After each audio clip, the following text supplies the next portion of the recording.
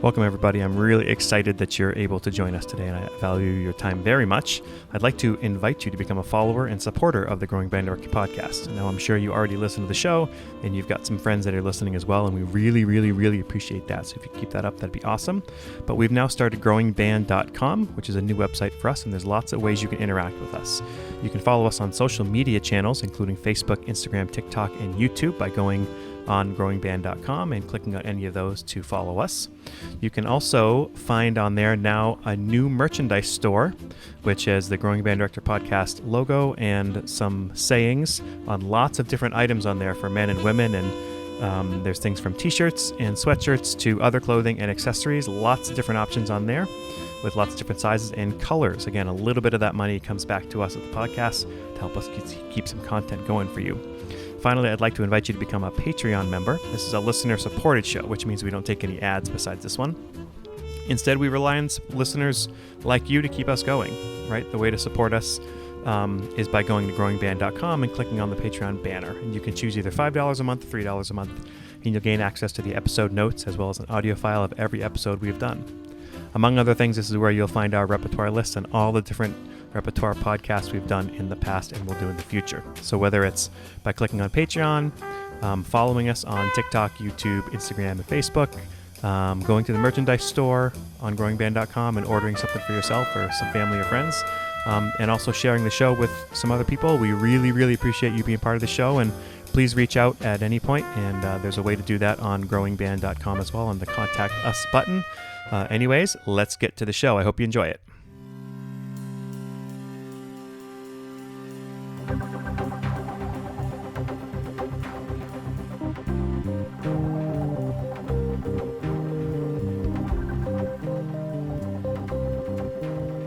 Hey there, everybody, and welcome back to the Growing Band Director podcast. My name is Kyle Smith, and joining me is my friend and colleague, Jeff Smith.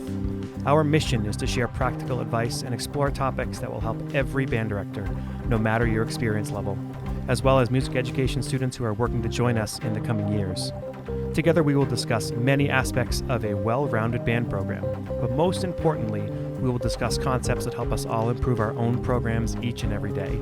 Always remember the famous quote by Ray Kroc, "When you're green, you're growing, and when you're right, you rot." Let's get started.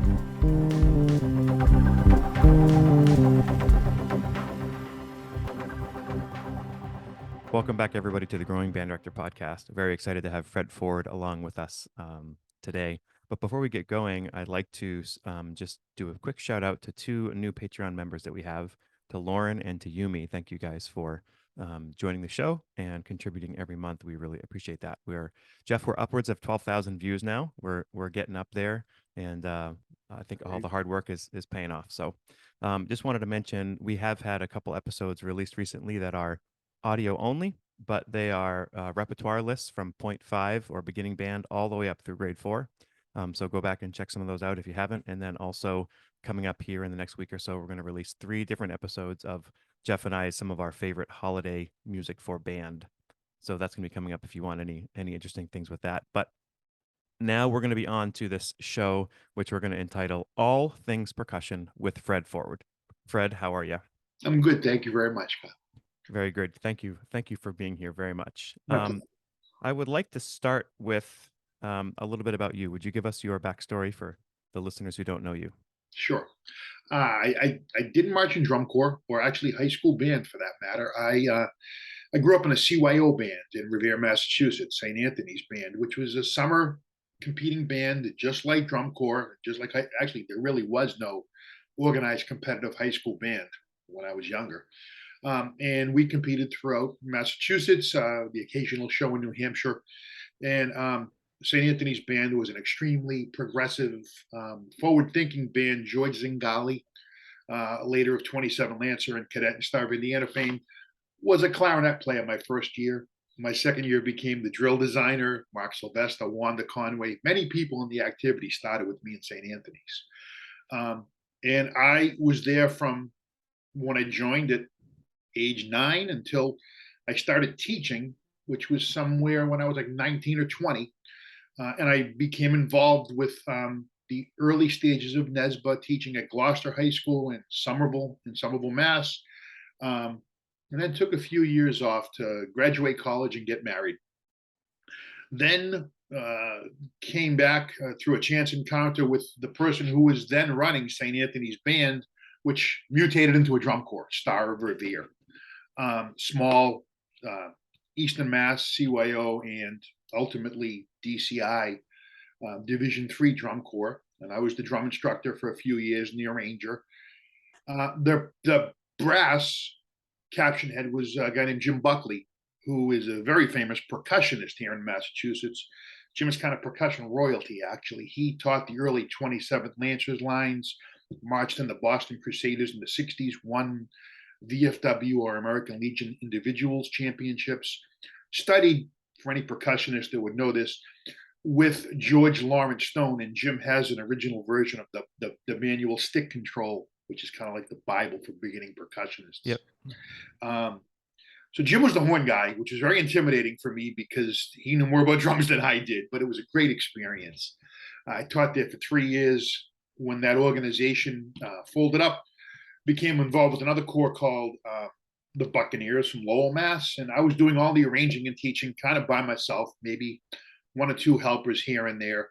And then in 1994, I was approached by the East Coast Jazz to be the staff and program coordinator and work with the overall big picture of things, which I did from 94 until 2006, and was very proud of the work that myself and a lot of people did with that organization. We won 2 DCI championships in 1998, 2004 in the open class. Mm-hmm. And more importantly, impacted an awful lot of students' lives to go on to become professional educators, performers. Adam Rappa, one of the premier trumpet players in the country, and they went on to have great success with Blast, started in the East Coast Jazz. So I have a good friend who marched in those corps, Tom LaPointe. Yes. Yeah, he was impacted very much. He literally. Yep. Tom was twice the size when he marched, and now he's a fraction of that. Yeah, yep. Good kid, great student, good drummer. Yep. So I did that, and then while I was teaching, around 1990, Jim strongly recommended to me that I start doing some judging to get a sense of the other side of the activity. I did and enjoyed it very much. And then because I was heavily involved in the summer with drum corps, I started just judging high school marching band. And then when the winter percussion activity grew, started becoming involved in that also. And I started off just judging in NESBA, and then MICA, Massachusetts Instrumental Conductors, Choral Conductors Association. Mm-hmm. Yep. Started judging for them also in percussion and the music caption. Expanded my way north to Maine, south to Connecticut, where I met Mr. Smith. And in the last 15 years or so, I've been judging music and percussion in Indiana. That always bothers me that I say music and percussion. But those are the captions the way they're described. Indiana, down south a lot. And then in the summer, I judge for Drum Corps Associates. So I've been very active in the adjudication process. I stopped. I was involved with the Jersey Surf Drum and Bugle Corps after the East Coast Jazz folded for a number of years. I helped out with the Spartans up in Nashua, New Hampshire for a few. And for 1 year, when my daughter marched, it was kind of cool. I was involved with the Citations of Burlington, Mass. At this point, I just strictly judge, and it keeps me very busy. So that's how I got to here. So Jeff, would you speak to the people a little bit about why it's so great that we have Fred on? What are things that you know about Fred? Why is his knowledge so important to our field?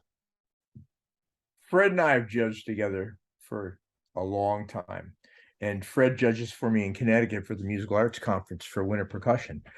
The thing that Fred brings to the table is the ability to judge music and percussion. Though his primary is percussion, he is a great music judge and understands the function of how music and percussion must interrelate. And he understands how music has to be brought forward, and when it's brought forward, staged in a particular manner, not necessarily in the visual concept, but in the written concept, so that the right parts come forward at the right time. And the nice thing about Fred is that he's not afraid to tell a band director that, you're doing a nice job, but you need to fix this, and this, where some other judges aren't willing to say that. And the nice thing about Fred is that when he says you should think about fixing a sort of things, he tells them how he would fix them. Out of it, yeah. And he'd say, honestly, go and ask other people too, but he'd at least give a way of fixing a problem, which is very good in the judging community, especially for our younger band directors who are just joining the activity, on knowing what they can do to improve upon their product. And the solutions-based stuff is really important, right? If you give band directors solutions, I know not every band director takes it well, but they should, right? Especially if you give them solutions. Well, I think the solution part is the most important part, and being able to find through listening what needs to be fixed. That's his real strong point. He does that well, and he's worked with some pretty fabulous people. Like I said before, George Singali, Mark Sylvester. When he's talking about, now these are all visual guys, but yet understood music like was the back of their hand all the time, because they wrote to the music, and Fred does that well. So I got a question for Fred. Sure. Matched grip or traditional grip, and why? I started out as a traditional grip player for obvious reasons. The drum was on my leg with a leg rest and a strap, and tipped to an angle. Somewhere around quite a while, 5 or 6 years into playing, we decided that if we took the drum, the sling, split it up in half, put one clip on and put the other clip on one of the tension rods, the drum would be flat. Still hurt you, it still whacked into your knees and your shins, but at least it was flat. And from that point on, traditional grip has become a vanity at best. I'm used to it because that's just the way my muscles developed. Although when I play drum set, which I do a lot, I tend to go back and forth between matched and traditional. When teaching, if there's a snare line or performers that are capable of playing traditional grip, I'll defer to that because they want to, because that's what they see when they watch videos of world-class drum corps and indoor percussion lines. Theoretically, it makes no sense whatsoever. I think Jeff's screen is frozen. Okay. Is there you say you do it if the kids want to do it and the kids can handle it. Is there a way to know? Because there's those drumline teachers who say, well, my kids really want to, but I don't know if they're ready to do it yet. Like, how do you know when that place is? It's developing a different skill set with the left hand, the muscles. And if they have the ability to play, I'm trying to simulate a match grip left hand here. If they have the ability to be dexterous in both hands to do what is required, typically it's just so much easier. And from an educational standpoint, everybody starts off the same way. They should start all off with match grip, because you never know where you're going to wind up, what instrument you're playing. So, Jeff, were you going to say something? Well, I agree with you. I always taught match grip. Yeah. And because it allowed my tenor players, my bass drum players, and contraband, my timpani players, my timbali players, to just go back and forth with ease from one instrument to the next without any problem. And then I came across, as you said, Kyle, a group, and Fred said, a group of kids that just said, hey, we just saw so-and-so. We want to play traditional next year. And one of my instructors, Bernie Molesky, was very much into a traditional grip. And he said, let's do traditional grip. And I said, okay, but I can't afford to angle the drum with the special harness. It's going to have to remain the flat harness. And they did that. And then when I retired, Chris Rivera came on at my former school at Norwalk High School, and he's very much a match grip person and switched everything back to match grip, and they've stayed that way since. Does it change your judging when you see somebody play matched or traditional? No. Okay. That you're asking a bigger question, which is what of my personal biases or interests or likes can I leave at the door when I start to judge? That's really difficult sometimes, but that's the first one that I have to drop the second I sit down in front of a percussion group. But don't you find that if you've got a hot mess in front of you, Mm-hmm. and you're seeing traditional grip that you might go into critique and say, you know, you've got a lot of muscle teaching to go on to get that traditional grip going properly. Would you ever think about going to match grip? If you can identify clearly that the left hand is the issue, then yes. Yeah. If they're just a hot mess because they're a hot mess because they can't play, I'm going to start with a much more basic discussion with the instructor at that point. But yeah, I mean, at the scholastic level, especially in the marching band or scholastic A level for indoor percussion, you don't see a lot of traditional grip really. No, not anymore. It's primarily match grip, and that makes all the sense in the world. If I'm judging an open or a world group and they're still playing, they're playing match grip, quality of sound is quality of sound. Right. Conformity of technique, approach to the instrument. If it's similar, I don't care if you're playing with two left hands like this. If it works, it works. Yeah, there you go. So I'm going to give you a hypothetical question. Sure. You have 7 students in your battery. Mm-hmm. How would you voice them? What instruments would you have them play? How would you voice them? Because I think a lot of our listeners are faced with the fact that they have a limited number of kids coming in post-COVID, and they're concerned about how to voice their battery on the field. So we're assuming that there are also kids in a front ensemble. Yep. We'll assume that for the moment, yes. Okay. And then talent level would tend to dictate a little bit of that. One trick I learned early on I learned a lot from watching other groups and competitors and everything else, is if there's one outstanding player and everybody else is at a secondary level, make that person the single multi-tenor drummer, because they can do more unencumbered by anybody else in their section.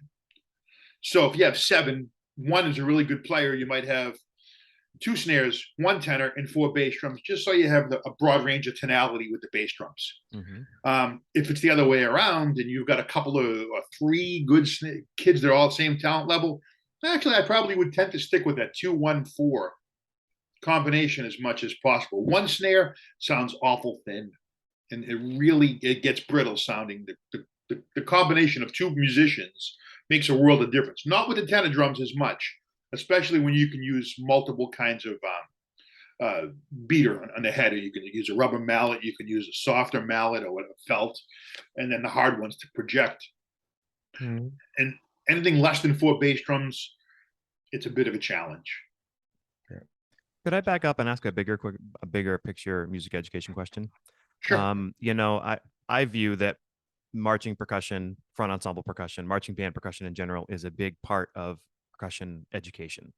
And I know that there are some schools who don't do it, right? So what would be your I know I didn't prepare you for this question, but so what are the biggest things that the marching activity in general for percussion brings to the education of a percussionist?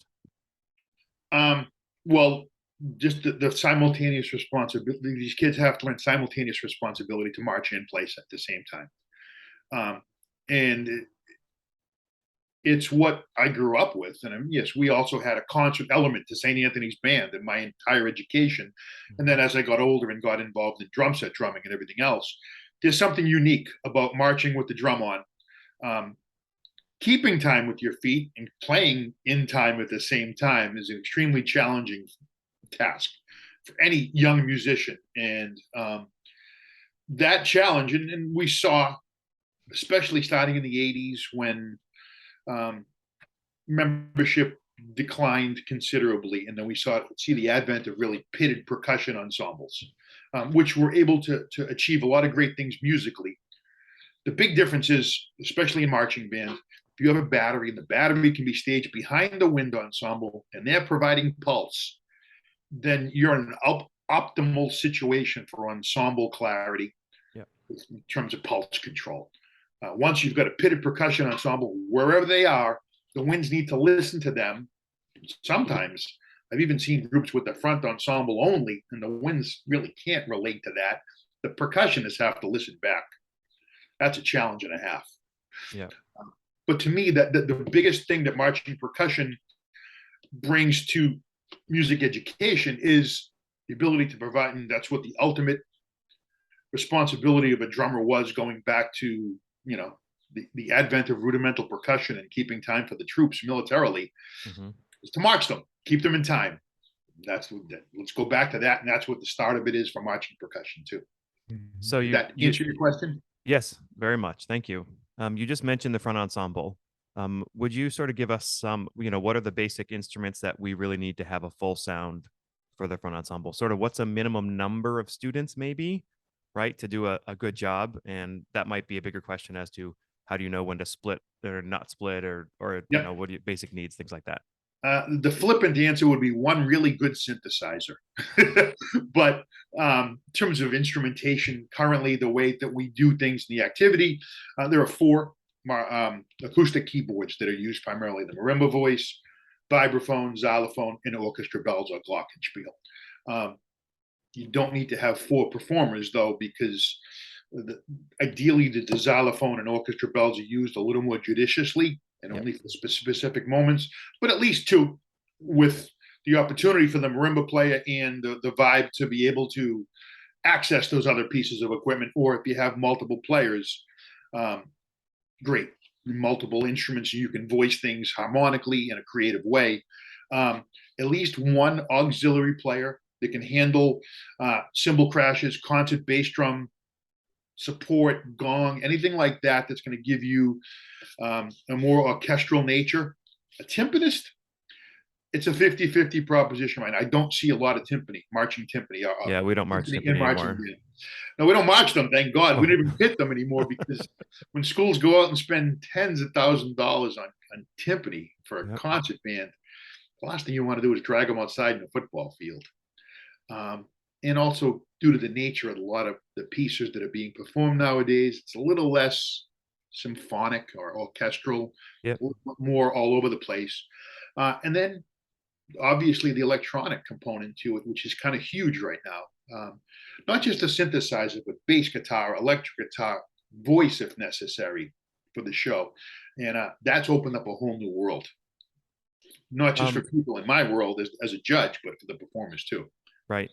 As somebody who's heard a lot of groups and judges a lot of groups and has worked with a lot of groups, we're talking about front ensemble for a moment. Can you maybe talk to us a little bit about good habits in the writing for front ensemble? Like, what are things that work well, and what are some things front ensemble writers probably shouldn't do if you had your way? Sure. Early on, when we introduced, just in the 60s or early 70s, the first marching keyboards, a xylophone and orchestra bells. And then until really the early 80s, when they became grounded equipment, it was really just an outgrowth of the wind score, that they would double some of the melodic line or the secondary line, and we're using mallets that were wholly inappropriate, and it was a piercing sound. And then throughout the 80s, things developed considerably. They became their own voice, the keyboards in particular. And now you see in a typical drum corps setting or a large marching band setting, multiple vibes, multiple marimba, and the occasional xylophone and orchestra bells. From an orchestration standpoint, I think the first and foremost thing is, what voice do you want them to have in the big picture ensemble? Are they can quite frequently, and especially nowadays, since we've seen the advent of indoor percussion, they take the focus a lot of the time melodically. Do they provide harmonic support to what's happening throughout any voice in the winds? We saw early on with the introduction of synths and bass guitars, the ability to support or even place the low end of the tuba or contrabass voice, or low brass in particular. That's a tricky one, because once you're doing that, or if it's augmenting it, you don't really want to get that synthesized sound. You just want to feel the extra oomph from the low end without dominating. It should still be about the performer on the field, how they can communicate sound from the wind. So a lot of these things, the great thing about percussionists is that we're not stuck in our ways at all. And we've seen evolution constant. It's more like a revolution. It's constant. We're ever evolving in the percussion world. Orchestration has been a big thing of that. One of the problems I see with smaller bands, it's getting better if they're buying a chart from a website or from an arranger outside of whatever. And it used to be that the orchestra bells and the xylophone would just double the piccolo and clarinet parts. Oh. That was painful. Oh. First of all, and especially when I would head to Maine and I would judge the Maine finals, and there could be snow on the ground. Yep. So intonation is a very relative thing at that point. And the last thing you want to do is call attention to what the piccolos are trying to struggle to do and hitting a metallic instrument to match that timbre or pitch. Doesn't happen. So you're saying if a band director lives in the cold weather, they shouldn't double a lot of stuff from the front to the back? Wholeheartedly. And well, I mean, pitch goes out the window when the weather drops considerably, even from when you took the equipment off the truck to get to the field, however much time later, you're dealing with a variable you can't control at that point. So trying to find a unique or individual voice for the keyboards in the overall musical ensemble is very important. And then through the use of sound reinforcement, and I don't mean synthesizers or bass guitar, but microphones that reinforce the sound of the acoustic keyboards, getting an appropriate blend there, because there's nothing worse than a really, really hot mic picking up keyboards and drowning out the wind ensemble. Or if you don't, and you have a large wind ensemble and you're not supporting it at all, we lose the acoustic keyboards, or worse, the performers are now whacking away on a rosewood marimba, trying to project wrong. It's the wrong approach to the instrument. It's doing damage to the instrument, and you're not going to hear it appropriately. Jeff, what do you think some of the pros and the cons of front ensemble audio are? I'll start with cons. Cheap microphones and a weak mixer, and not having the ability to mix from a distance. A lot of people now are getting it so that they can mix from their iPad sitting in the stands, because every scenario you play it, it's a different set of circumstances. You need to mix it. And just like Fred said, you need to get a good blend and balance. Sometimes you get to some shows and those mics are so loud, you can't even hear the horns because they've mixed it up so high. On the positive side, from a teacher standpoint, the thing that I love about front ensemble is it teaches so many different techniques: how to play a tambourine correctly, how to play a triangle correctly, how to play claves correctly, how to play any kind of hand-struck instrument, and then utilization of instruments like crotales in relationship to the orchestra bells. And the electronics enhance that, but I very much appreciate the fact when the electronics don't overpower the real keyboard instruments, so that the kids learn to develop techniques, and the development of two mallet techniques being taught properly. I'm sure Fred could talk about this for hours, about how he's watched people use two mallets, and he's watched them said, well, that's not exactly how you hold those mallets when you play two mallet percussion or four mallet percussion. And teaching the kids to listen back rather than listening to the drum major. I think that's a big thing. How many times, Fred, have you and I judged and we've watched the front ensemble going with the drum major's hands, and we're out of time like crazy? Yeah.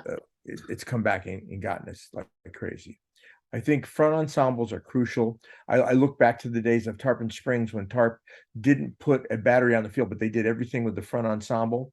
And the front ensemble, maybe you had 30 kids in it, but they weren't on the field on the front; they were in the back, so that the sound did come through. And Kevin staged it so well so that it sounded beautifully, and it was a wonderful mix. So I think a good front ensemble is crucial, and the teaching of them properly is even more crucial to the education of the kids. I'm curious what both of you think about, can you give a percussion section full credit, like the top score of whatever you can give them?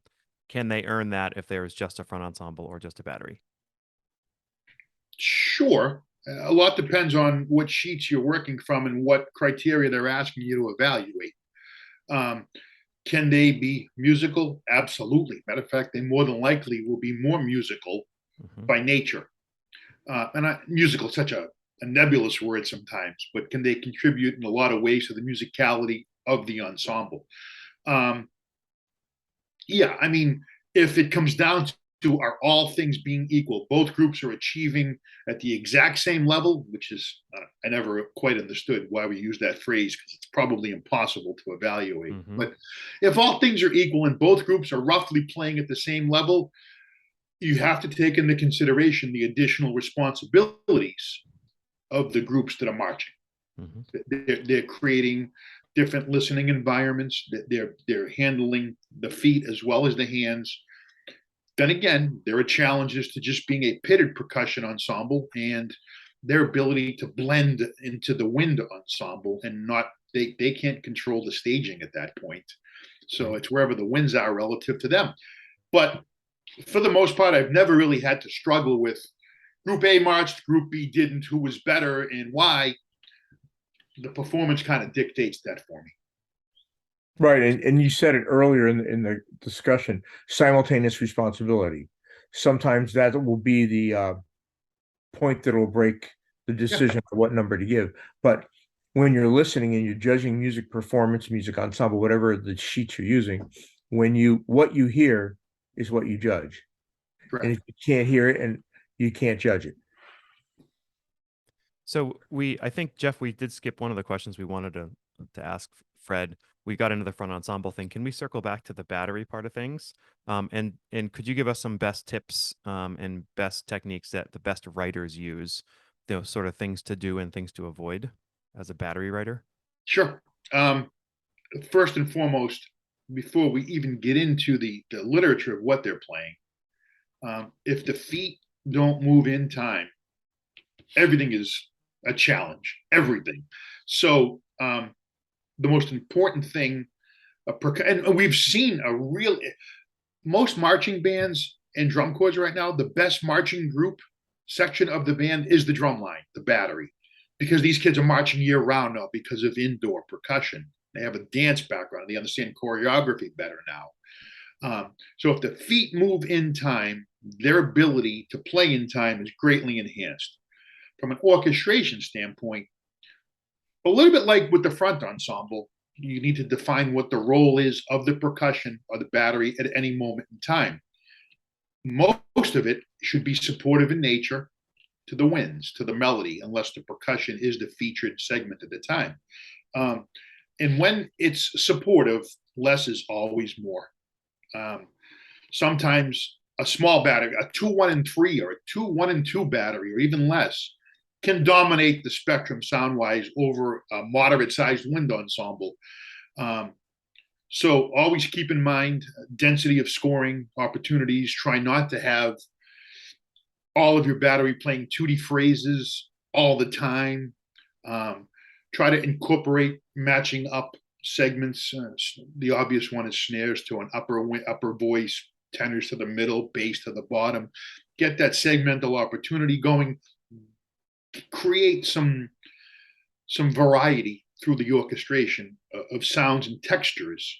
And it helps not just the percussion judge, because I'm not just listening to snare, tenor, and bass drum the whole time, but it jumps into that musicality category and starts to support what the winds are doing appropriately. And then when it's a percussive feature and it's a moment for them to shine, whatever you need to do, whatever you can do, whatever bullets are available in your gun to make things happen for the audience and for the musical presentation, fire them. But otherwise, be mindful of being supportive at all times. So, Fred, I was in a clinic this week for NESBO, hosted by Tom Lazat, and the featured speaker was Tom Angst. And he was talking about how he'll go and be judged, Dartmouth High School specifically, he'd go and be judged by a music judge, and they'd say nothing about percussion. And then he'd have a music judge who was a percussionist, and they'd just say a little bit about percussion. So as a person who is a primary percussionist, but a superb music judge, how do you approach judging the caption of music performance or music ensemble and get all the entities in there and making sure you address the percussion section? Sampling is key to any adjudication responsibility that you have. If you're looking at marching, visual, color guard, percussion, winds, whatever it is, you need to sample all the elements. the amount that you sample them, the amount of weight you place on their success is really relative to the amount of times that the group is telling you that they're important, meaning they're the featured section. Not to say that you should ever ignore any one section completely. I don't care if it's, and I've seen percussion ensembles that are two kids in the pit, one playing a suspended cymbal and a snare drum, and I'm playing a mounted bass drum, and I'm the music effect judge. I still try to find a way to keep in mind that my tape or my recording should be able to be used as an educational tool for the band director or the percussion instructor. So if they're going to play my recording for the students, I better have something to say to all those students. If it's a more advanced, on the case of Dartmouth, exceptionally advanced percussion ensemble, I find it relatively easy because they make that the featured voice for a large, but not all of, but for a large percentage of the show. They bring it to let it come to me, which is really how I was taught to judge effect. Period. Let it come to you. And if it doesn't, figure out why and offer some suggestions. Don't try to rewrite somebody's show. Just offer some suggestions to make their program more effective to the audience, not necessarily to me, a judge, but to the audience. Dartmouth does that very, very well. I do know, and this is going back about 20 years now, especially in drum corps, and then band was actually the precursor of that. We started to combine the music captions and say that it's overall music ensemble. And when a percussionist or a person who had a percussion background was judging that caption, they would almost shy away from talking about the percussion because they felt like they're obligated to talk more about the winds. But not if that's not where the success or the issues are in a program. Similarly, I think I've seen, and I've been on the end of this as an instructor also, the judge has a wind background and a limited percussion background, and they, yeah, especially if it's a percussion feature and they're not talking, they're doing something wrong. I don't want to name fellow judges, but you have to evaluate what is in front of you at that moment. So I'm sure Tom had some similar thoughts to what I just said. I didn't hear the call, so no, he very similar to what you're saying. And the point when I was talking with Tom Lazat afterwards, I said, as a judge, if you're just going to discuss coordination, you're going to sample all those things because they all have to coordinate. So you couldn't miss not talking about percussion or front ensemble. And I think that's a big thing. But I think something you just said is really important, that the music says something to you, so you judge it. And that comes back to the writers, and that comes back to the band director saying, well, when you've written this book, whether it be the band director writing it or an outside person writing the book, where are you taking each part of the ensemble, whether it be wind or percussion, and making it say something to the audience? And, that comes back to what you and I were trained with DCA, with the new DCA model, where how are you entertaining the people in the stands, and not the parents of the kids in that band, but everybody in the stand. Right. Because how many times would you get to a show and every parent from said school is sitting right in front of the box and the first 4 rows right behind the box. So all you hear is them screaming while the band's playing and say, well, if these people would kindly just clap a little quieter so I could hear the band, I'd really appreciate that. And they have that cowbell that goes ding ding ding ding ding. Oh, the cowbell and the towel that starts spinning around over their heads. My God. So I've got a question for you. Sure. What do you see as the area that many small band directors overlook when you're judging marching band? What am I judging? What caption? Music. So I'm looking at an overall perspective. I try to keep in mind at all times what the resources and the restraints are on any given program. So I'm not expecting a Broadway production from every group, though I tend to get it from some of them. I think that they sometimes get caught up in the weeds of these kids have to play together and in time, and that makes perfect sense. That's the imperative responsibility. But keeping the audience in mind at times, a group that will play a deeply academic piece that doesn't necessarily speak to the greater audience, I don't know that that's appropriate sometimes. Similarly, some of these pop tunes that they're trying to employ nowadays don't translate well to instrumental music at all. The kids might get excited, and that's a great thing, when they hear we're going to play a Ariana Grande song, for example. Now, if it's a ballad, it might work because of the legato nature of the melody. But if it's an up-tempo piece, it's probably not going to translate as well as you would like it to. So always keep in mind there are people that are watching the show that are trying to react impartially, unless they're parents of the students. And that's what really I think judges are, is people that are watching the show with a slightly more informed background than the rest of the stands. We should react accordingly. So if you're going 20, 30 seconds without creating an impact or a moment, or have little variety, you're losing the engagement of the audience. Mm-hmm. That, as I've seen as an effect music judge, is a big issue at times. So typically, if the audience isn't engaged, more than likely the performers are not either. And that becomes an issue with their ability to communicate thoughts and communicate energy and ideas that are written. So to me, that would be the biggest issue. Well, that goes back to something that you said earlier.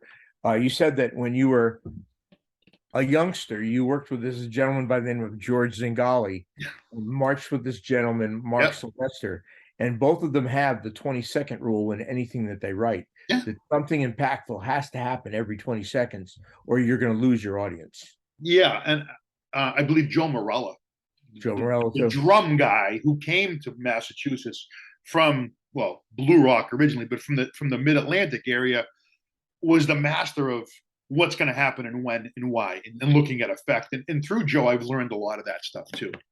Yeah, that's important. And one last note on that too. In selecting, and I'm sure Tom talked about this, Tom Lazard, before, but in selecting material for your marching band or any musical ensemble, the kids have to be excited about it. They have to understand it and relate to it. Drummers tend to be less concerned about what the music is and how many notes they get to play. That's their real focus. That isn't always a good thing sometimes. As a matter of fact, it can be a bad thing sometimes, but it's easy to get drummers excited because they get to put drums on. that should be enough. So for anybody who just real quick, anybody who doesn't know, Fred's referring to what last episode, I think it was 35, where we had Tom Lazat on. And anybody who is enjoying this one with Fred should go back and check out that one if you haven't heard it. He was great. So thank you for quoting him. No problem. I have a pet peeve question, but Jeff, I'm sorry I interrupted you. No, go ahead with your pet peeve, please. So I want to hear what was at least one of Fred's pet peeves when it comes to either marching band / marching band percussion, anything marching arts related. What are some pet peeves? I have two, and they're very strong. The first one is a real simple one. You have these students in the front ensemble playing in front on equipment, marimbas, vibes, whatever it may be, that costs some money. And these kids are, in some cases, extremely skilled musicians. Please, please, please do not set up the drum major's podium 1 foot in front of them so that we see staging or slabs of wood. So I can't see the performers. Sometimes I even have a hard time hearing them, especially if they're not reinforced with sound. I get it. You want the drum major to be as close to the members on the field as possible, but give these kids an opportunity to have some space around them so the sound can project. Do you have, since you're on that pet peeve, we've had everything from them on the back hash to them on the right, to them on the left, to them in the middle, and all that. Do you have some common, just do what works for your show sort of deal? Typically what works for your resources. If it's only a pitted percussion ensemble, assuming that you have the resources to amplify the keyboard sound, reinforce the keyboard sound, put them as far back as possible wherever you would typically stage a battery. If you want to do it to the side, right or to the left, that's okay, as long as it's far enough back, or if the drill design takes the wind ensemble around that percussion group. But and then when it's the battery, typically you want to keep them up front. It just allows for separation of sound too. Okay. Pet peeve number 2. This is again percussion related, but it's to the battery. Unison bass drum orchestration. If it's not at the end of a production, or at worst at the end of a phrase, it's too much. Mm-hmm. 2 bass drummers can wipe out an entire band when playing the same thing at the same time. the density of that sound it distorts the weight in the musical ensemble. It calls my attention right to it, and it sounds thick. More than likely, it's not going to be as together as you would like either. Save those moments for enders of phrases, ideally ends of productions. Something that and similarly, the use of concert bass drums at times too. Jeff, I have one final question, but I'm sure you have more than that. I have just one question that I wrote down that I want to ask him, but I want to give you the floor. You want me to? All right. So, what are your typical suggestions and a critique for a band director to improve his percussion ensemble, whether it be the front ensemble or battery or both? If it's a battery, at all times, they either need to learn the drill better, understand their responsibilities visually, starts and stops, and everything like that.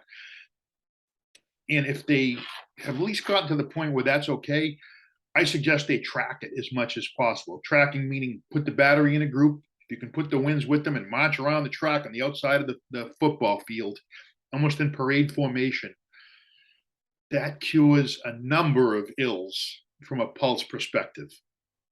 Do it with the starts and stops that are in the drill too, if you can. But that, especially, that's a September comment. That's an early October comment. In some cases, a late October comment. But it always, and I learned this from when I worked with Charlie Poole in drum corps at the East Coast Jazz, that drum line would track 90% of their rehearsal time. If it was a visual rehearsal, if it was a sectional, they warmed up by tracking. Yeah. So that's a huge success point for me to bring up and critique. And then if there's a pit and does the percussion ensemble rehearse by itself on the football field? That's another question I always ask. Mm-hmm. Because the pit, can they always hear the battery or the winds in between, and they struggle sometimes to hear pulse? So if you can run a few rehearsals whenever possible with just percussion on the field, on a football field, it should do a lot to improve ensemble timing, balance, and blend of the percussion. I know one thing that really perturbs me is I'm judging. I've got the winds characterizing the show. I've got the battery characterizing the show. And then I've got the front ensemble. Great musicians. Standing still. Their heart out. And it's like looking at white bread the whole time. It's just sitting there, no facial expression, no communication of the show. They're just into it. How does that affect you? I will comment on that inevitably in almost a lighthearted manner and say to the front ensemble, listen backfield, listen to the emotion that's coming out of the program right now. Serious, lighthearted, whatever it may be. Try to communicate that because you're doing it and you're playing, but it helps to see the visualization of that through choreography. And quite often, I've had the color guard person or somebody in the visual team work with the front ensemble. Even if it's just one rehearsal, an hour at times, to get them used to being more expressive with their body. We don't get involved in that as instructors sometimes, percussion instructors. We're too worried about the hands or the hands and the feet. Let's get the rest of the body going sometimes. Yep. And it tends to actually enhance the mood or the performance of what they're doing musically too. So I don't shy away from bringing that up, but I bring it up in you can do even more by doing this kind of comment. Thank you, Kyle. So Fred, you've clearly been around many master teachers in your life, right? Are there any common threads that you can point out that maybe has helped people on the teaching side of things really be effective teachers that might affect people who are not even percussion teachers at this point, right? But just teachers in general? Sure. And we can start with George Zingali. And the first percussion instructor I had, a guy named Mark DePerry, actually his dad, Charlie, before that, in St. Anthony's band, leading through to people that I then worked with, like Jim Buckley, Charlie Poole, Jeff Bolduc, and a lot of visual people also.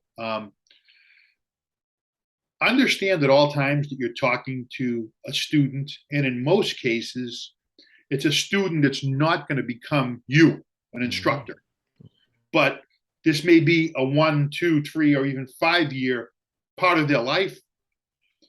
Try at all possible to convey your passion for this, for what we do, to them, that hopefully they will want to make it part of their lives also. If you can do that, and that's when they quote unquote, you've won that student over. Then you have them. Then they're listening to you for all the right reasons, not because they have to or they're supposed to. They understand the information you're giving them is going to make them better. It's important to them because they want to be better at that point. That's the biggest hurdle to me in teaching, and that I saw from an early age some very good people do. Somebody won me over in year one. I was only 9 years old, so it worked. Actually, I can tell you who it was. It was a guy named Gary Kovitz. My first year, I was in a drum corps, the IC Reveries, before St. Anthony's Band. I was 8. Passed out, we had a beginner class in some corner room of a hall. He passed out drumsticks. We got a lesson for an hour. At the end of the rehearsal, he said, all right, give me the sticks back. Come back next week and you'll get them again. And I was chomping at the bit, as were my fellow beginners.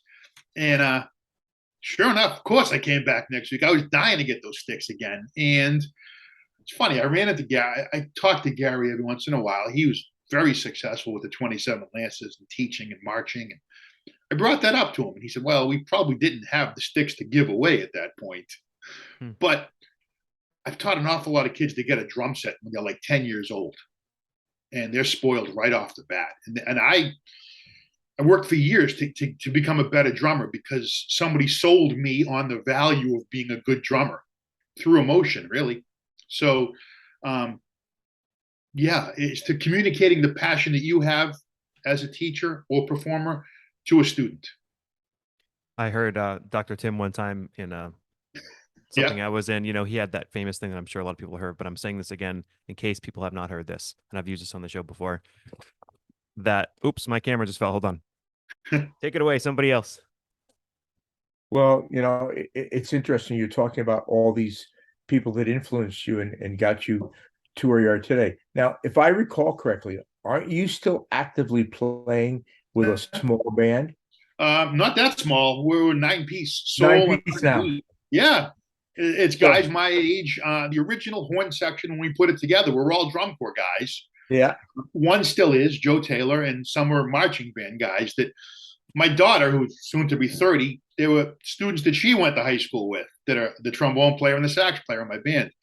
So yeah, they communicated to me a love, not just for marching band and drum corps, but for percussion and drumming, and it carried over to drum set and everything else. Yeah. And the neat thing about that is as people have you as a judge, they need to realize they're not talking to somebody who took their instrument and put it in the closet and just became a judge. You're an active performer on your instruments and with fellow instrumentalists on other instruments, and you're performing for people on a regular basis, realizing that the communication to the audience is paramount. Exactly. And as a drum set drummer in a soul and R&B setting, and I communicate this an awful lot to marching bands, sometimes the most important thing a drum line can do is provide 2 and 4 and just the backbeat, because that's what the music is calling for. And if you're trying to be overly creative or dance around that responsibility, you might be hurting your overall ensemble sometimes.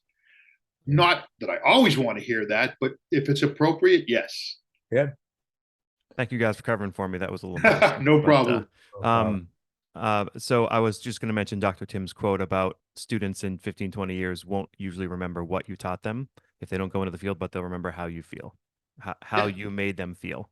So I want to point that out again. No matter what idiom we're at as educators, it's really important that the kids remember us for that. I'd like to finally just ask you, Fred, and I'm throwing this on you again. We're entering the fall season. Our first shows are coming up here in the next couple of weeks. Do you have a message to band directors if they were to follow one thing, or as we're entering the season, what's something you might leave us with? And this is really for New England-based Northeast band programs in particular. We have a short window, maybe 5 weeks, 6 weeks before the weather gets so unpredictable that a rehearsal can take place in 32-degree weather or not. Don't waste a minute in September, especially. And the most successful band programs at their finals we're probably very well prepared in September, and on October 1st, probably could do a representative championship level show. If you wait, if you take your time, you're putting a lot of risk and a lot of chance into. Hope it doesn't rain next week. Or I hope that, we dealt with the Triple E, the Eastern Equine Encephalitis issue in Massachusetts for a while, you name it. Or now with the advent of COVID and the breakouts there and everything the bands have gone through, be done as early as possible.